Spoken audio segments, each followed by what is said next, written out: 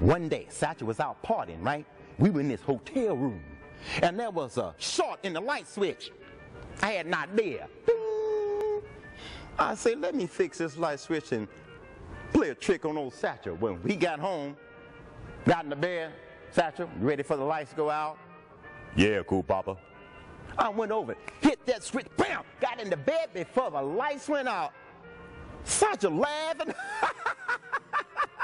Man, you are fast. That's how that legend got started. I was so fast I could turn off the switch, be in the bed before the lights went out. Now, let me tell you this story. It's kind of funny now. Wasn't so funny back then. We were barnstorming. Barnstorming, that's a little thing we did like the chitlin circuit, when the white players and the black players would get together and we would go around all over the United States to make some extra money. Well, there was this guy. His name was Dr. A-Bar, and he was the henchman for a guy named Rafael Trujillo down in Santo Domingo.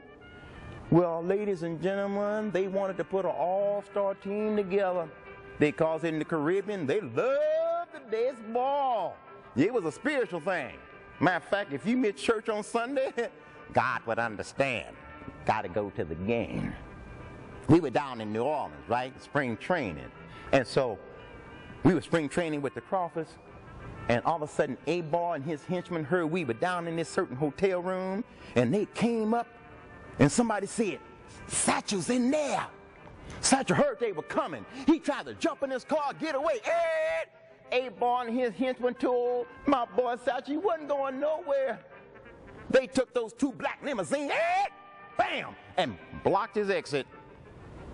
And then Dr. A-Bar got out and said, we want you to come down to Santo Domingo and play for an all-star team and beat up on them other boys down there in Venezuela and Puerto Rico.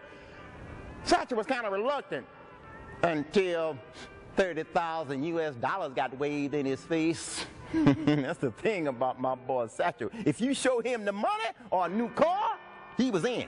He was that kind of fella. Then Satchel went and hired my boy Josh Gibson, the Black Babe Ruth. We had our boys. We went on down to Santo Domingo, ladies and gentlemen. Let me tell you, got down there was like a parallel universe. We went to 5-star hotels, 5-star restaurants, fancy clubs. There was no white-only signs up, no colored-only signs up. Economics was the only thing that they cared about in the Caribbean, not the color of a man's skin. That's just nonsense. But I digress. Because what happened was that we found out that General Rafael Trujillo was very, very serious about winning that game. So he gave us armed guards.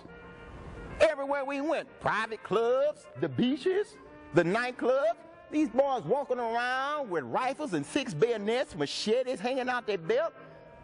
I said, boy, I'm feeling kind of safe.